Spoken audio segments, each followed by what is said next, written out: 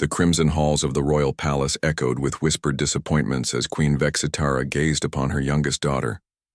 Unlike her sisters who possessed the traditional blue-scaled magnificence of their people, little Kira bore scales, of dull silver that seemed to absorb light rather than reflect it. Her telepathic abilities registered barely above baseline, and her physical strength measured far below royal standards. "She brings shame to our bloodline," declared the Queen's eldest advisor, his voice carrying the weight of centuries-old traditions. "The other houses mock us for producing such weakness." Captain James Rodriguez stood at attention in the throne room, his human diplomatic uniform crisp, despite the humid atmosphere that favored the reptilian rulers of Vextar Prime. The peace treaty between Earth and the Vextarian Empire had been signed mere hours ago, ending a decade-long conflict that had nearly destroyed both civilizations. "Captain Rodriguez," Queen Vexitara announced, her voice resonating through the vast chamber. "Your people have proven themselves worthy adversaries, and now, hopefully, valuable allies. I offer you a gift to cement our newfound partnership." James expected precious metals or advanced technology, typical diplomatic exchanges between worlds. Instead, the Queen gestured toward a small figure cowering behind the ornate pillars.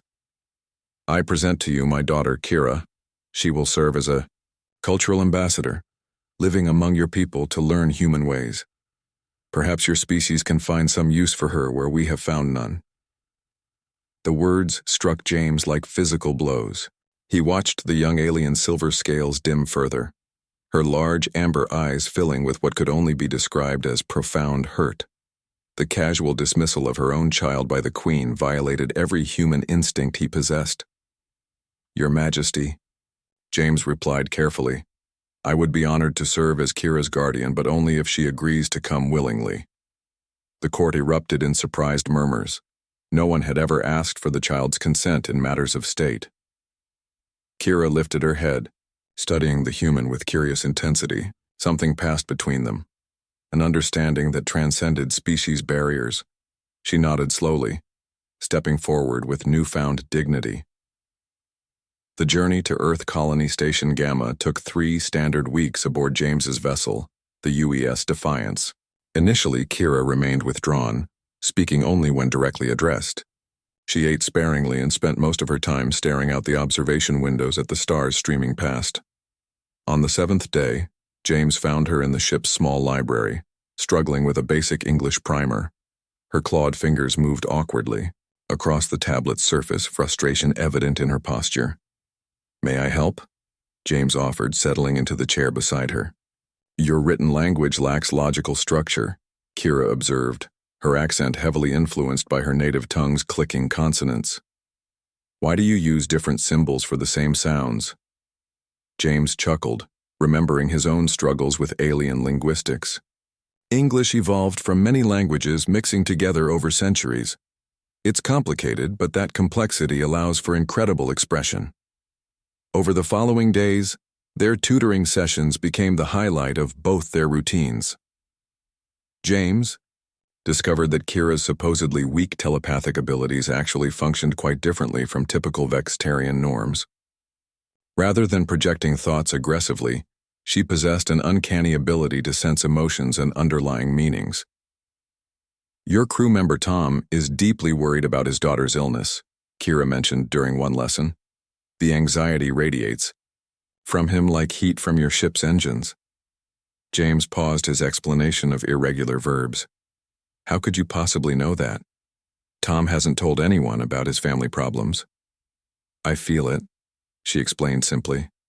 "His emotional signature carries patterns of fear mixed with helplessness. Among my people, such sensitivity is considered weakness because it cannot be weaponized." The revelation sparked James's military mind. Emotional intelligence of that caliber could revolutionize human diplomacy, psychology, and conflict resolution. What the Vextarians dismissed as uselessness might be humanity's greatest diplomatic asset. Upon reaching Colony Station Gamma, James introduced Kira to the diverse human community. The station housed scientists, engineers, artists, and families from dozens of Earth's nations. Unlike the rigid hierarchy of Vextarian society, Humans seem to find value in the most unexpected places. Dr. Elena Vasquez, the station's chief psychologist, immediately recognized Kira's potential. She reads micro-expressions and emotional subtext better than our most advanced AI systems, she explained to James after their first session. Her insights into human behavior are extraordinary. Within months, Kira had become the station's unofficial counselor. Crew members sought her advice on everything from relationship troubles to career decisions. Her unique perspective, combined with genuine compassion, helped resolve conflicts that had festered for years. The breakthrough came during a critical trade negotiation with the Martian Colonial Authority. The human delegation had reached an impasse with their counterparts, unable to bridge fundamental disagreements about resource allocation. They fear appearing weak to their constituents, Kira observed quietly to James as they watched the heated discussions. The lead negotiator's anxiety spikes each time you mention reduced tariffs. He believes his political survival depends on maintaining a hard stance. Armed with this insight, James adjusted their approach. Instead of pressing for immediate concessions, he offered face-saving alternatives that allowed the Martian delegate to appear strong while achieving humanity's objectives. The negotiations concluded successfully within hours. Word of Kira's abilities spread throughout human space. Diplomatic corps from across the colonies requested her consultation on sensitive negotiations. Universities offered research partnerships to study her unique neurological adaptations. Artists collaborated with her to explore new forms of emotional expression in their work. Most remarkably, Kira began teaching other humans to develop similar sensitivities. Her training programs helped therapists better understand their patients, teachers connect with struggling students, and leaders build more cohesive teams. The skills her mother had dismissed as worthless became the foundation for a revolution in human social development. 2 years after her arrival, Kira received a message from Vextar Prime. Queen Vextara had learned of her daughter's success among the humans and demanded her immediate return to assume a position in the royal court. "Your abilities have proven valuable after all," the Queen's holographic image announced. "The court has decided to recall you for proper utilization of your talents."